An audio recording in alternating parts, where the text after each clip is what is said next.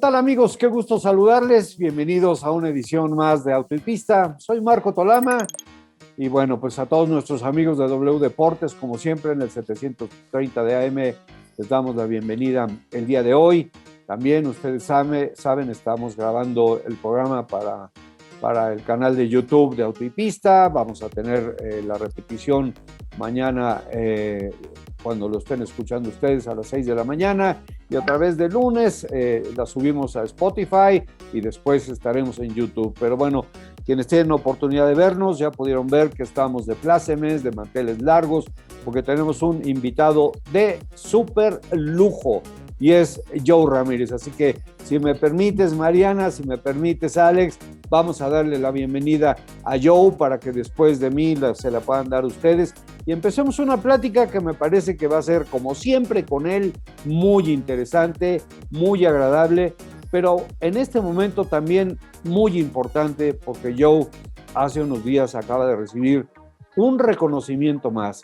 Creo que esto ha sido constante, creo que Joe vive lleno de satisfacciones permanentes y encantado de haber hecho lo que hizo porque le dio muy buen resultado. Así que Joe, bienvenido, qué gusto saludarte, te veo muy bien, te escucho muy bien, pero también entiendo que en este momento te debes sentir muy bien por el reconocimiento de Autosprint como leyenda de la Fórmula 1, por tu aportación al deporte motor, principalmente a la máxima categoría, pero también en muchas otras cosas a partir de que la dejaste, todo lo que has hecho por pilotos mexicanos, en fin, pues finalmente una leyenda viviente y maravilloso que en vida se te pueda reconocer como se te ha reconocido, Joe. Bienvenido a Auto y Pista. Pues muchas gracias, Marco, por la introducción, como siempre, tan buena que me haces. La verdad que después de casi 20 años que estoy fuera de la actividad, que me hayan reconocido y dado este nombramiento o galardón, o no sé cómo lo quieran llamar, que me ha gustado mucho. La verdad que no todo en este mundo son malas noticias, como tenemos en el último año, y recibir una noticia tan agradable así, la verdad que me llenó de alegría, de entusiasmo. Y sí, como decías, he tenido una vida increíble en el deporte motor, que era lo que yo quería hacer en mi vida.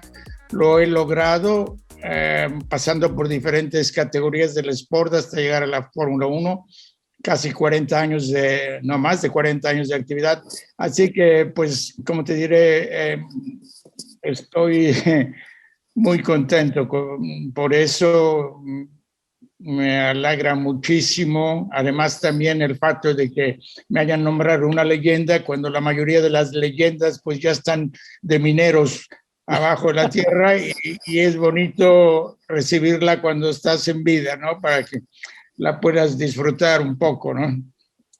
Y la otra cosa, rápidamente, para poder dar oportunidad a Mariana y Alex de que te saluden y platiquen contigo, pues yo me tomaría la libertad de hacer de decir que, bueno, cuando tú te fuiste a Europa, como se fue Pedro, como se fue Ricardo, como algunos de nosotros tuvimos el sueño y hicimos el viaje, pues lo que queríamos era convertirnos algún día en campeones.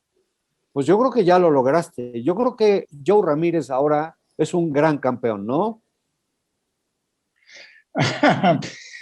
Gracias, muchas gracias. Le voy a escribir un WhatsApp a Sergio diciéndole que ya México tiene una leyenda, lo que nos falta es un campeón mundial para apoyarlo y seguir empujándolo, porque la oportunidad que tiene este año es increíble.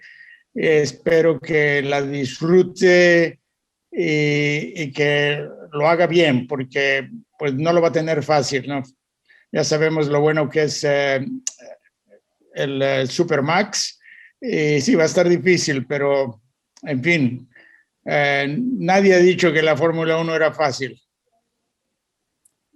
Mariana. Totalmente de acuerdo. Joe, pues primero que nada, qué gusto tenerte en el programa de hoy. muchísimas felicidades por el reconocimiento. Y yo quiero aprovechar para preguntarte algo. Mira, hace unos años tuve la oportunidad de platicar con Emerson Fittipaldi, también una leyenda de Fórmula 1, y me resultó muy interesante escuchar que Emerson me decía, a mí me habría encantado correr un coche actual de la Fórmula 1. Pero bueno, tú, Joe, como una leyenda, como una persona que trabajó al lado de leyendas de Fórmula 1 como lo fue Ayrton Senna, ¿te habría gustado, Joe, trabajar en la actual época de la Fórmula 1 o no cambias esos años de oro por nada? Sí, no, me hubiera gustado, sí, pero pues hubiera tenido, en lugar de 40 años de actividad, 80, así que ahorita estaría yo pues rozando los 150 años, ¿no? Sí, sería bueno. No, yo no, hay cosas que me hubiera gustado, por ejemplo, me hubiera encantado trabajar también con Michael Schumacher, que lo conocí muy bien. Y cuando me retiré, fue uno de los que vino y me dice, no, tú no quieres retirarte, tú quieres cambiar un poco de aire, viene a trabajar con nosotros. Y Jean Todt me ofreció un año más de contrato para seguir en la actividad, ¿no? Y la verdad que no pude, estuve muy tentado, pero no lo pude hacer porque no era mi manera de ser después de que McLaren me hizo una despedida tan bonita en Indianápolis, mi última carrera, y así que pues no pude decir que ahora regreso con Ferrari. Ferrari era pues nuestro máximo enemigo en esos años. Claro. Pero sí, ya entiendo lo que quiera decir Emerson, porque los coches han cambiado mucho y a él le hubiera gustado pues manejar los coches de ahora. Claro. Es una pregunta que muchas veces me hace también la gente, pero yo digo que un piloto bueno de los años pasados, un Senna, un Prost, un Fittipaldi, un Schumacher, en los coches de hoy en día también serían competitivos.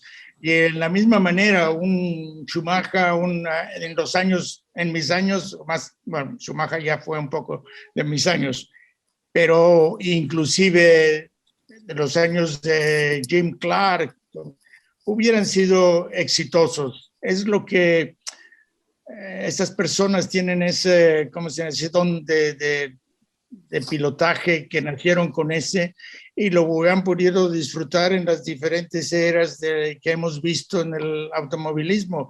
Ha cambiado mucho, pero pues la vida en general cambia y es cosa de adaptarse a los cambios y progresar.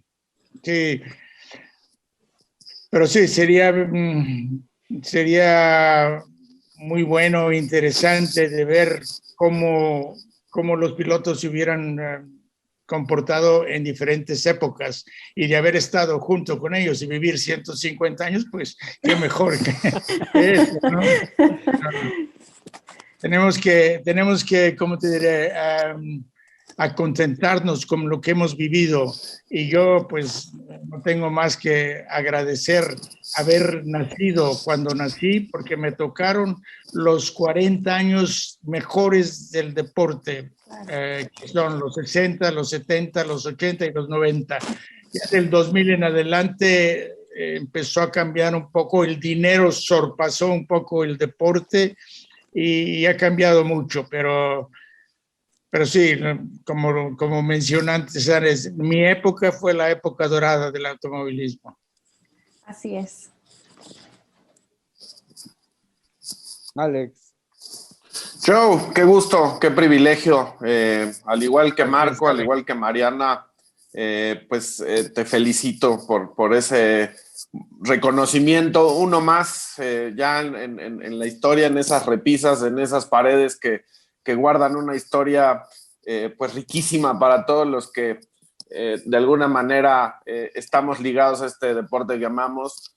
Y eso me lleva un poco, ¿no?, a lo que comentabas ahorita o preguntaba Mariana en el tema de los autos y de los pilotos. ¿Cómo ves ahora la Fórmula 1? A ti que te tocó ver esa Fórmula 1 que comercialmente no era lo que es hoy, ¿no? Y cómo te tocó ver esa transformación en algunos momentos quizá de forma muy acelerada en el hecho de cómo se incorpora la televisión, cómo llega la tecnología, en algún momento ya hace ese boom. Hoy ¿cómo ves a la Fórmula 1 sin Bernie, con los cambios dentro de Liberty Media, con la llegada de Stefano Domenicali? ¿Cómo la ves? ¿Qué viabilidad le ves hoy también a esa encrucijada en la que está la Fórmula 1 con ese cambio que están pensando en esas nuevas motorizaciones, nuevos combustibles? ¿Qué le ves? ¿Qué le depara? La verdad que cierro un poco los ojos de ver cómo está cambiando todo, porque algunos cambios que son buenos, pero otros cambios por cambios no vale la pena. Si lo quieres hacer solo por cambiar, no. Sí, es muy difícil que ahora el público, la gente demanda un espectáculo y se olvidan que nuestro deporte no solo es un deporte para el hombre, para el humano, pero también es un deporte tecnológico, ¿no? Gana el piloto, pero gana también el equipo. El equipo invierte mucho dinero, hace muchas pruebas para llegar a tener un coche competitivo como lo tiene Mercedes, ¿no? Mercedes, desde el 2014, cuando empezó esta nueva fórmula, ellos pues eran lo que querían, una forma así, fueron de los que junto a otros grandes marcas automovilísticas que pelearon con la FIA para tener digamos, esta nueva fórmula que es un poco más parecida a los coches que venden, los coches de calle que venden, ¿no? ¿Cómo se dice? Una fórmula híbrida para aprender más de los coches que están haciendo para vender y para que la gente entienda más que si sus coches tienen los cambios automáticos y toda la cosa que la Fórmula 1, ¿por qué la Fórmula 1 no lo tiene? Entonces era una cosa pues que ya lo veíamos inevitable, tenía que suceder, ¿no? Esto es una cosa, pero la FIA lo ha cambiado un poco demasiado, ¿no? Hay demasiadas nuevas reglas. Se cambian las reglas, hay veces que a mitad de la estación, que no es correcto. Hay muchas penalidades a los pilotos que tampoco me parece bien. En una competición donde uno tiene que tratar de pasar al que va adelante y el que va adelante no se quiere dejar pasar por el que va atrás, evidentemente, eventualmente va a haber un accidente, ¿no? Esas son las carreras. Pero ahora no puede ser no hay un accidente, debe haber un culpable. Pues yo lo siento que eso no está de acuerdo con lo que son las reglas para mí. El automovilismo es así, ha habido accidentes y habrá en toda la vida, ¿no? Sí, si haces algo que es demasiado obvio, que fue un error, un accidente que tú causaste voluntariamente, entonces sí, se debe penalizar. Pero de lo contrario, la Fórmula 1 debe ser más libre. Y así, como te diré, hay muchas, ahora con Stefano Domenicali, que es un grande amigo mío, lo estimo mucho. En mis tiempos con McLaren, él tenía la misma posición en Ferrari que la que yo tenía en McLaren. Entonces nos intercambiábamos mucho, ¿no? Hemos sido muy buenos amigos es un hombre muy capaz, muy bueno, muy trabajador. Ya vimos lo que fue a Lamborghini por algunos años y ha transformado la Lamborghini. La Lamborghini está vendiendo mucho más coches ahora que vendían antes, ¿no? Yo lo visité allá y me quedé azorado de lo que ha hecho allá. Entonces, es un hombre que va a hacer mucho aquí también en la Fórmula 1, pero él se siente, yo creo, presurado porque llega en la Fórmula 1 y que tiene que hacer cambios, que tiene que hacer algo diferente para que cambie. Entonces, vamos a ver lo que deciden. Ahora ya decidieron hacer un poco diferentes las carreras, creo que en 3 Gran Premios de este año van a probar un nuevo formato para las carreras.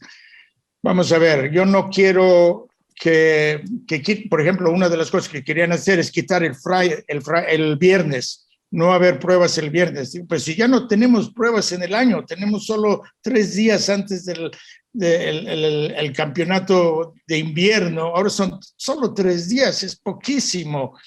Y los viernes, pues eran los días que se usaba para hacer pruebas. Los pilotos traían nuevas cosas, podían probar a uno de sus pilotos reserva, etcétera. Se quitan los viernes, para mí sería un desastre. También por el facto que los promotores de las carreras, pues usan el viernes para empujar al público a venir el sábado y el domingo. Les quitan el viernes, va a ser muy difícil para ellos. Eso... En fin, todas esas cosas que están cambiando, ¿por qué cambian? Un formato que ya lo teníamos bien, que a todos nos gustaba. Bernie Ecclestone ha hecho cosas fantásticas en el deporte y cambiarlo completamente, pues, y no quiero, muchas veces cuando estás hablando con discusiones con gente joven, es, tú estás ya viejo, la Fórmula 1 es así, tenemos que progresar, pero progresar sí, pero progresar no siempre va de acuerdo con la palabra progresar, si me entiendes lo que quiero decir. Claro. Es un cambio. Así es que podemos discutir noches y días enteros qué es lo que se debe hacer y cómo se debe hacer. En fin, yo, como te diría antes, quitaría un poco todas las penalizaciones que hay contra los pilotos, porque no creo que son correctas. En fin, no sé, ha cambiado el deporte tanto que ahora una de las cosas que yo lo siento mucho fue que ya no hay equipos pequeños. En mis tiempos había un industrial que ha tenido mucho éxito, pues ha ganado mucho dinero y dice, pues voy a invertir en la Fórmula 1, invierte en la Fórmula 1 y ya teníamos otro equipo. Era fantástico, era más fácil, más accesible, los motores eran mucho más sencillos, muchísimo más sencillos. Hoy en día, gracias a Dieter Mateschitz de Red Bull o a Lawrence Stroll de Racing Point, pero son los únicos millonarios que han podido hacer un equipo que sea a la altura de las grandes casas automovilísticas. Y ahora inclusive las grandes casas, se habla que la Porsche tal vez venía, que la Audi venía en la Fórmula 1, el regreso de la BMW o de la Toyota, pero ya vieron lo que pasó con Honda, que se tomaron 4 o 5 años para tener un motor decente, entonces ya no la quieren tocar, es carísimo, ¿no? Eso es una lástima porque 20 coches en la parrilla para mí son pocos. Me gustaba cuando teníamos 26, 28 coches, llegamos a tener más de 30 y había una precualificación, ¿te acuerdas, Marco? Una precualificación para llegar a los 26 que van a tomar la salida. El sport era pues mucho más bonito, sin mencionar que teníamos ruido en los coches, ¿no? Como Bernie Ecclestone siempre decía, lo que vendemos en la Fórmula 1 es ruido, ¿no? Y sí, ¿no? Cuando tú estás parado en digamos, en el Gran Premio de Mónaco, porque es especial, que corres ahí entre edificios y todo, y cuando el Gran Premio comienza y tienes todos esos motores a 8 o 9 mil revoluciones arrancando y estás parado ahí con el ruido que te endurece tus oídos y la vibración que te pasa por las piernas. Eso es la Fórmula 1 y eso lo hemos perdido un poco, ¿no? Mira, acabas de hacer unos comentarios que me parecen interesantísimos y hay una cosa que yo recuerdo, siempre se me quedó muy, muy grabado de un mecánico en Inglaterra y creo que es una expresión común en el ámbito de las carreras por allá. Y él decía, if it works, why change it? Si funciona, ¿para qué cambiarlo? Entonces, es en el sentido de lo que tú estás comentando, yo estoy de acuerdo. A lo mejor se oye un poquito pues, especial y hay quien no va a estar de acuerdo y pues uno entiende, pero es finalmente como tu opinión tan valiosa, pues es la mía y la doy humildemente. Creo que se han suavizado demasiado las cosas. Ahora que se avanza tanto en la cuestión de los derechos humanos, también se empiezan a proteger cosas que no necesitan ser protegidas. Hay situaciones como las del peligro en el automovilismo deportivo que son inherentes y que pues, o sea, pues es lamentable que pasen, pero pueden pasar y pueden cambiar y pueden hacer todo lo que quieran en medidas de seguridad. Puede haber de todas maneras un accidente que pueda llevarse una vida, ¿no? Y hemos tenido ejemplos cercanos, uno infortunado con Antoine Hubert en Spa y uno muy afortunado con el accidente de Romain Grosjean, pero pues ahí está esto presente. Y la otra situación la manejabas. Tú trabajaste mucho tiempo con un equipo especial de pruebas de tu equipo de Fórmula 1. O sea, era el equipo que corría y el equipo con el que iban a hacer pruebas a los circuitos y tenían a su piloto de pruebas. Y al perder eso también se ha perdido también mucho la oportunidad de que todos trabajen, como tú dices, pilotos, equipos, en el progreso, en el avance, en ir cada vez mejor y cada vez más rápido. Y también mucho tiene que ver con esa situación de estar queriendo manejar, no sé si estés de acuerdo, Joe, los presupuestos. Y se ponen a manejar los presupuestos de una manera que a veces no se puede entender porque dices, a ver, estás gastando en aviones privados, en yates, en esto, y quieres quitar las pruebas porque te están costando dinero. A ver, no lo entiendo muy bien, ¿no? Sí, sí, no, tienes muchísima razón. En cuanto al peligro, sí, si quitas completamente el peligro, lo va a hacer un poco menos interesante, no porque la gente vaya a ver una carrera de Fórmula 1 porque quiere ver un accidente, no, no, pero el peligro, hay gente, los corredores tal vez no lo harían si no tenían ese peligro que saben que cada vez que se sientan en el coche, pues en mis tiempos, cada vez que se sientan en el coche decían, pues a lo mejor ya no regreso, ¿no? Lo pensaban, pero no lo decían, pero dentro de ellos sabían lo que estaban haciendo, sabían el peligro que se iban a enfrentar.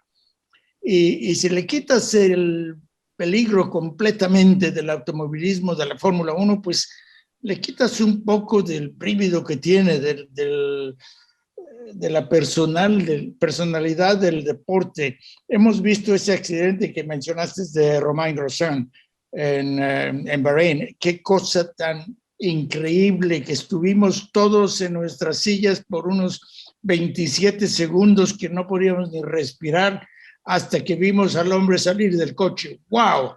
No, la Fórmula 1 es tan segura hoy en día que pues tú piensas que casi esto nunca se puede matar otro piloto y a lo mejor nunca, pero los accidentes seguirán pasando. Habrá muchas otras cosas que hacer. Cada accidente que tenemos pues descubren el por qué. Ahora, lo peor del accidente de Romain es que el coche se incendió. También fue al principio de la carrera, tenía lleno de combustible, pero ¿por qué se incendió? Y están estudiando eso y van a emprenderlo. Yo era una de las personas muy anti el Hello, porque le quitaban el DNA del automovilismo, de la Fórmula 1, los coches nunca han tenido eso. Yo, Niki Lauda, inclusive Toto Wolff, éramos muchos que estábamos muy desacuerdo. En fact, hubo accidentes como uno, creo que fue en Bélgica, no sé qué, uno le pasó el coche por arriba de Fernando Alonso y lo escribió por poco. Oh, el Halo funcionó. Para mí tampoco, yo ya estaba un poco, no lo podía yo creer, pero lo vimos con Grosjean, que sin el halo, Grosjean no hubiera tenido cabeza. Yo me quedé completamente azorado y ahora me quito el sombrero con el señor Todd que que luchó tanto por hacer el Halo. Sí, pues eso desde luego es una idea. Y cuando hablas, mencionas también los budgets y todo eso, pues es tratar un poco de ecualizar todos los equipos. Y no sé si vaya a funcionar, porque ya sabes, todas esas grandes fábricas tienen manera de disimular su presupuesto y decir, no, esto va y lo estamos usando en otra cosa cuando en realidad lo están usando en la Fórmula 1. Así que va a estar, primero de todo, muy difícil controlar. Pero sí, era una cosa que valía la pena hacerlo porque hay muchos equipos, los equipos pequeños y ya son grandes, ¿no? Como el Toro Rosso o el Tauri, como se ha cambiado de nombre, el Haas, que también es un... pues que les doy mucho mérito para entrar en la Fórmula 1 cuando son en realidad todavía muy pequeños, aún si se permiten gastar, ¿cuántos está? Pues más de $100 millones por lo menos. Y cuando me acuerdo, hace poco me pidieron escribir un artículo sobre la ATF, que es un equipo con el que yo trabajé en los años 80. Nuestro presupuesto al año era $500,000, digamos 750,000. Ni siquiera llegaba a $1 millón. Y ahora el presupuesto que está poniendo son 150 millones. No, es increíble cómo, pues para darte una idea lo que cuestan hoy en día los motores. Pero vamos a ver, vamos a tener que darle algunos años para ver cómo va funcionando. Si vienen equipos nuevos, pues ojalá y todos dirán, pues sí, tenían razón. Y si no, como volvemos a la misma historia, si funciona, ¿por qué cambiarlo, no?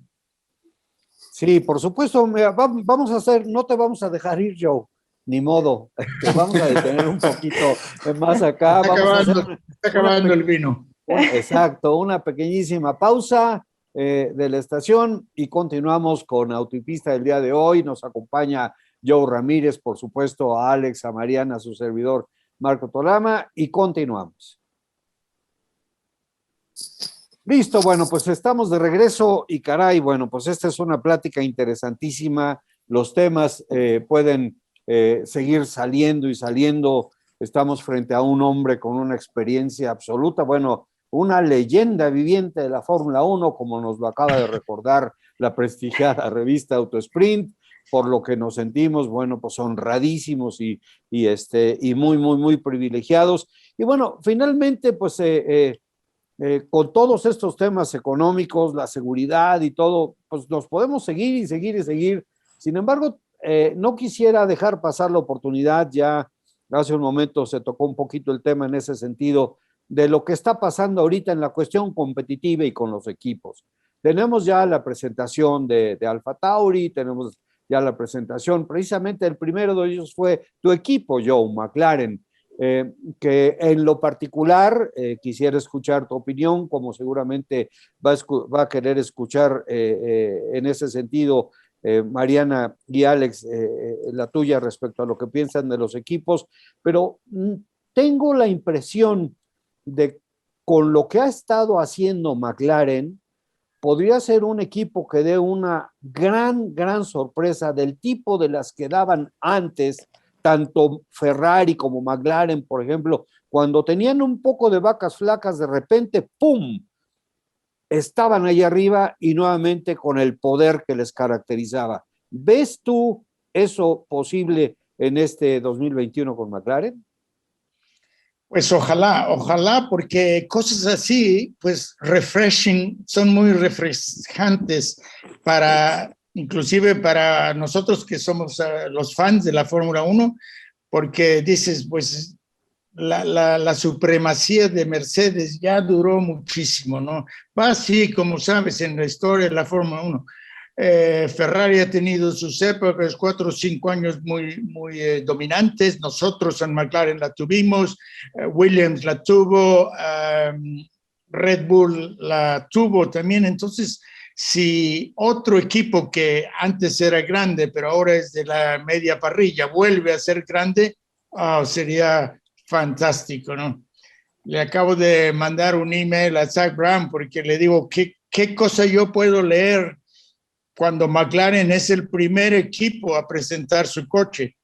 Porque en mis tiempos, tradicionalmente, McLaren era siempre el último. Muchas veces nos perdíamos 1 o 2 días de las primeras pruebas porque todavía estábamos terminando el coche, ¿no?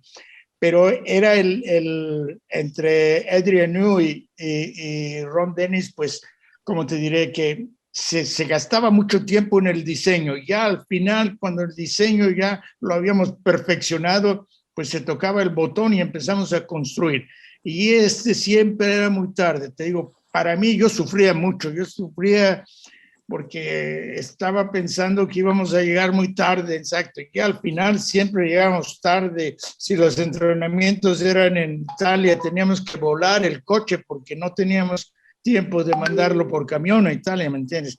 Entonces era siempre una preocupación para mí. Pero sí, Ron, tenía esas discusiones con Ron Dennis, mi jefe. Tú te preocupas mucho, no, tú cálmate, que verás que andamos bien y estamos en tiempo. En fin, yo estaba empujando siempre pero en fin, y hoy en día McLaren es el primero, pues no sé, yo me quito el sombrero porque lo sé que es muy difícil hacer un coche nuevo. Hoy en día los hacen nuevos cada año, ¿no? En mis tiempos se guardaba un poquito del año pasado, se evolucionaba el diseño anterior. No siempre se hacía un coche completamente nuevo, pero ahora 2 cosas, las reglas cambian, no tanto este año, pero en otros años las reglas cambian, que tienes que hacer un coche nuevo, ¿no? Y no es fácil, así es. Bueno, pero estoy de acuerdo contigo, me encantaría, desde luego, que si fuera McLaren, perfecto, que si fue Haas, pues perfecto también para ellos, pero un equipo debe sobresalir cada año, no siempre tener esta supremacía de Mercedes. No solo ha estado tan aplastante, pero muy larga, pero que todavía en los últimos años veíamos que llegaban primero y segundo y el tercero era 1 minuto después. Es demasiado, ¿no? Y eso es lo que todo el mundo trata de nivelar. Si no, la Fórmula 1 va a perder un poco ya quién va, ¿no? Mercedes va a ganar siempre, ¿no? Por lo menos en nuestros tiempos con McLaren, porque los pilotos no tenían ninguna orden de equipo, nunca había una orden, no era un primero o un segundo piloto, ellos andaban, así que nunca defraudamos al público. Si el público sabía quién va a ganar, McLaren va a ganar, pero no sabían quién de ellos iba a ganar. Y en el 88 ganamos 15 de 16 carreras, Senna ganó 8 y Prost ganó 7. Así estaba. Si Prost no rompe el motor en Monza, hubiera ganado 8 y 8, ¿no? Entonces, era así muy, ¿cómo te diré? Pareja. Y eso no se ve hoy en Mercedes y no se ve hoy en la Fórmula 1. Eso es, pues, como lo que está luchando mucho la Fórmula 1 para igualar todo, ¿no? Pero nos quitamos el sombrero porque Toto Wolff y Mercedes ha hecho algo que hoy en día es muy difícil de hacerlo, pero lo han hecho a la perfección. En un reloj suizo que nunca se rompe, y un piloto que es el mejor y el otro que es un buen segundón, y ahí lo sigue y termina, y el coche es muy superior que el resto, pues lo tienen ya hecho. Esperamos que este año empiece a cambiar un poco y me suscribo en lo que tú dices, y ojalá y sea McLaren que les pueda dar la batalla. Mariana. Sin olvidar Checo y claro, ahí Claro, vamos, claro. ahí vamos. Y como te decía antes, para mí Max Verstappen es el más digno sucesor de Ayrton Senna en la Fórmula 1 actual. Así que batallar con él va a estar difícil. Pues justo a eso ¿Perdón? A preguntarte sobre Max Verstappen y la llegada de Sergio Pérez a Red Bull. Definitivamente yo coincido contigo y con Marco en el tema de las penalizaciones. A veces es un poco triste los severos que son con los pilotos porque no les permiten correr, y creo que hoy los pilotos, incluso algunos, se remontan a su época de karting recordando lo que eran las verdaderas carreras, ¿no? Que creo que eso es lo que todos queremos ver, competencia en la pista.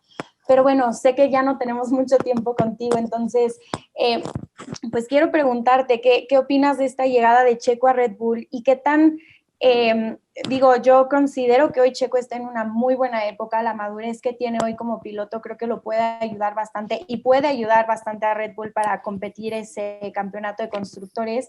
Sin embargo, también pensando en Max Verstappen, en el gran piloto que es, ¿qué tan difícil puede ser para Checo esta temporada? ¿Y también crees que Max realmente pueda pelearle el título a Lewis Hamilton o este año lo ves todavía complicado?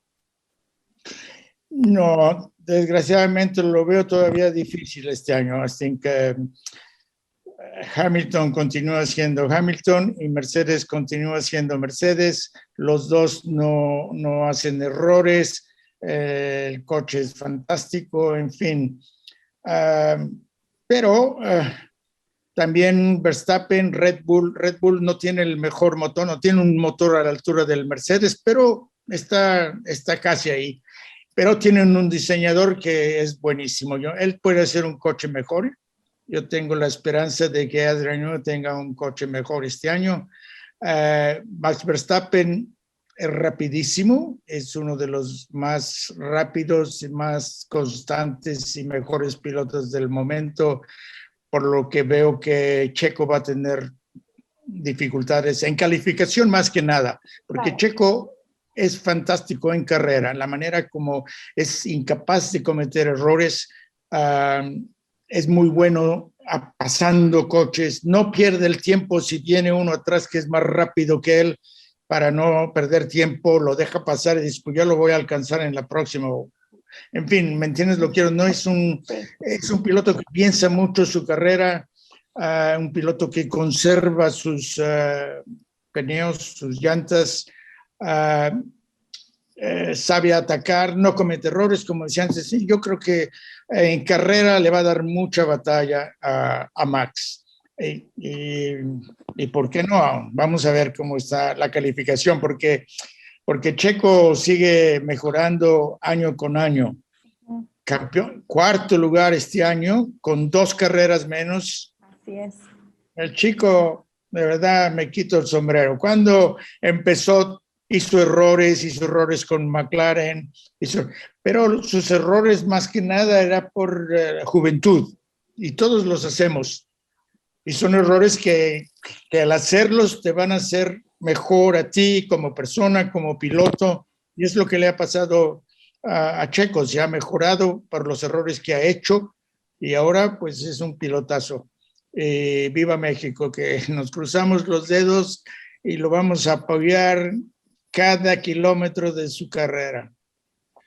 Sí, fíjate, Joe, antes de pasarle la palabra a Alex, estaba viendo la lógica que utilizaron en Red Bull para quedarse con Checo y rompiendo con la tradición del equipo de subir a alguien de su escalera, de su propio programa junior, ¿no? Como en su momento lo fueron Albon, el mismo Pierre Gasly, y detener a Gasly, no obstante que ganó en Monza. En fin, la lógica que ellos utilizaron para tomar la decisión, para convencerse de que Checo era el idóneo para acompañar a Max, sobre todo por la búsqueda de pelearle a Mercedes el campeonato de constructores. Y esto es pues la suma de puntos, ¿no? Ya vimos que muchos de los problemas que tienen los equipos es que hay una disparidad, perdón, en el rendimiento de los pilotos a la hora de entregar los puntos en las carreras, ¿no? Y estaban haciendo las sumas de lo que hizo Checo y de lo que le pudo haber aportado a Red Bull de la mano de Max Verstappen durante el 2020, y bueno, era una cosa impresionante. Y no había un solo piloto que hubiese podido aportar tanto al compañero como en ese momento lo podría haber hecho Checo. Por lo tanto, pues dijeron, hacemos a un lado nuestra tradición, nuestra creencia, en fin, y vamos a subir a un piloto que no venga del programa, y lo tomaron, como tú decías, me parece que ha sido una decisión acertada. Ahora está en manos de Checo. El auto ha sido un auto difícil, Joe, pero también hay una situación que hemos comentado aquí en Auto y Pista. La carrera de Abu Dhabi fue una carrera ganada, como se dice en el argot del automovilismo, fair and square. Finalmente le encontraron el punto suave al chasis, y Max Verstappen entregó sin ningún problema la victoria, ¿no? Y se hablaba mucho precisamente de las grandes dificultades que habían tenido, por ejemplo, Alex Albon con el auto, por la forma en que se comportaba, y que el único que le había podido sacar el jugo había sido Max. Un coche al que tenías que aventar, pero antes de que terminara de ser aventado hacia la curva, ya tenías que tener el acelerador a fondo para poder salir de la curva, y que esa transición le costaba mucho trabajo a los otros equipos, e inclusive también le hizo cometer errores al mismo Max Verstappen. Esa es la gran apuesta que tienen ahora, Joe, que he estado viendo, que he estado analizando. El avance en el chasis, con las prestaciones que les está trabajando Honda para que sean mejores, y la situación de un piloto que va a acompañar a Max Verstappen, que le pueda estar dando puntos en cada una de las carreras, ¿no? Sí, pues desde luego Max Verstappen es el niño mimado de la Red Bull, de Marco y de Christian, y seguramente que el coche lo van a hacer para Max Verstappen. Lo que Max diga, lo hacen, y será un coche, pues como dices, hecho especialmente para Max. Y ahí va a estar lo que Checo debe inventar, una magia que él se adapte al coche que está diseñado para Max Verstappen. Los grandes pilotos como Senna, por ejemplo, si el coche no era muy a gusto, la gran diferencia entre Senna y Prost es que cuando Prost tenía un coche al 100%, nadie lo tocaba. Senna, Mansell, nadie, él era invencible. Pero ¿cuántas veces tienes un coche al 100%? Pues será ni siquiera el 50%. Cuando a Ayrton, él podía adaptarse al coche, deja el coche igual al Prost y yo me adapto, se adaptaba al coche, daba un poco más de vueltas para adaptarse y después lo batía al propio Prost. Y eso es una de las grandes cualidades para mí que un piloto debe tener, andar fuerte con un coche que no va fuerte, porque él se adapta al coche y lo hace triunfador. Yo creo que Albon, de lo que yo conozco, él tenía mucho más dificultad adaptarse al coche. Y seguramente Checo entra a Red Bull no con la mentalidad de ser el escudero de Max. No, desde luego no. Él va a hacer su carrera, va a tratar de ganarle a Max cada vez que salen en la pista, sea pruebas, calificación o carrera. Y sí, para hacer eso, para lograr eso, tiene que pues adaptarse al manejo de Verstappen, porque el coche es hecho para Verstappen, pues lo tendrá que hacer. Y eso es algo que pues se lo está esperando él. No cree que va a llegar allá y van a hacer el coche especial para Verstappen tiene que manejarlo así. No. Él sabe que va a ser uno de sus obstáculos que él debe vencer. Por eso es una prueba grandísima, la prueba más grande que ha tenido Checo en su carrera, y esperamos que siga adelante porque se merece esta prueba. Como decía antes, lo tiene que pues No sé si ustedes han visto un vídeo que hicieron del Checo el primer día que llegó a la Red Bull. Yo me quedé azorado Sí. de cómo han crecido los equipos, qué tan grandes son. Es una cosa, debe ser muy intimidante, no sé la palabra, para Checo llegar ahí. ¡Wow! Y esto, entre dos tipos, se van a repartir todo esto y va a estar en sus hombros. Es una responsabilidad increíble, muy grande. Así llegar a este momento en tu carrera, wow, felicidades, porque se lo ha merecido y a luchar por ello. Totalmente. Alex.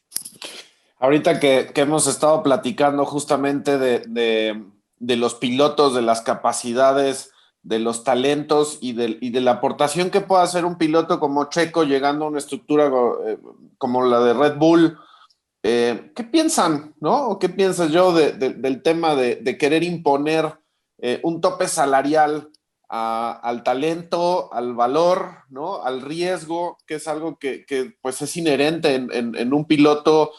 Si bien de cualquier piloto que esté en la Fórmula 1, que hemos dicho tiene los tamaños y lo suficiente para estar ahí, hay unos más que otros, pero ¿cómo la Fórmula 1 está queriendo pues limitar esa parte, ¿no? Sí, es una cosa, cuando piensas eventualmente debería de pasar, ¿no? Porque el mundo está cambiando. El dinero no es tan fácil hoy como era antes. Hay muchísima gente pobre en el mundo, muchísima gente que no tiene para comer y un piloto, pues sí,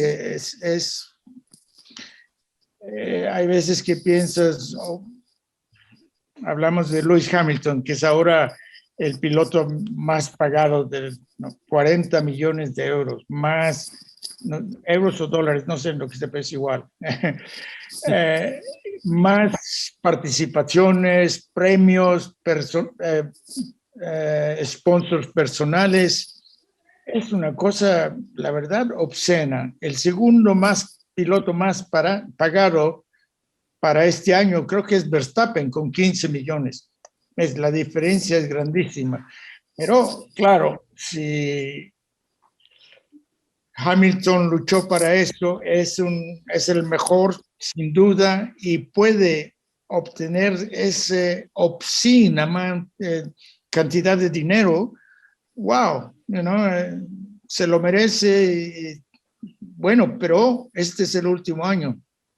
No creo que el próximo año vamos a ver, bueno, va a estar ya como te diré, un recorte también en el budget para pilotos. Mamma mía, con 40 millones tú puedes vivir extraordinariamente bien, con 15 tienes tu avión particular, etcétera, todo, ¿no?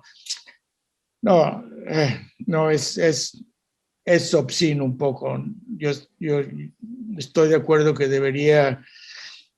Y cuando tú ves la diferencia entre lo que gana un manager, lo que gana un piloto, lo que gana un mecánico, lo que gana un ingeniero, wow, una diferencia muy grande. En mis tiempos con la McLaren, Ron fue el único de los jefes de equipo, dueños de equipo, a reconocer el valor de un ingeniero, de un diseñador.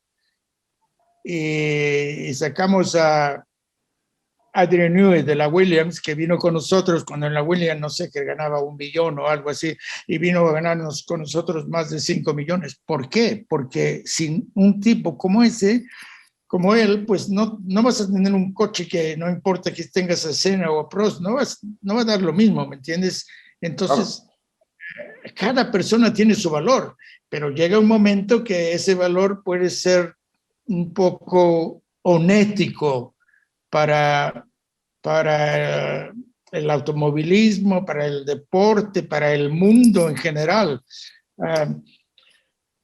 Hablamos también la cantidad de dinero que los futbolistas los que juegan American Football en Estados Unidos, los boxeadores, que también ganan muchísimo dinero. Y para ellos, pues un futbolista, ¿qué necesita? Para ser un golfista, ¿qué necesita? Un futbolista, un basquetbolista, necesitan, no sé, $5,000, $10,000, te compran el mejor equipo.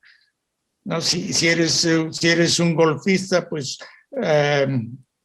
para tus palos, o bolas, o etcétera.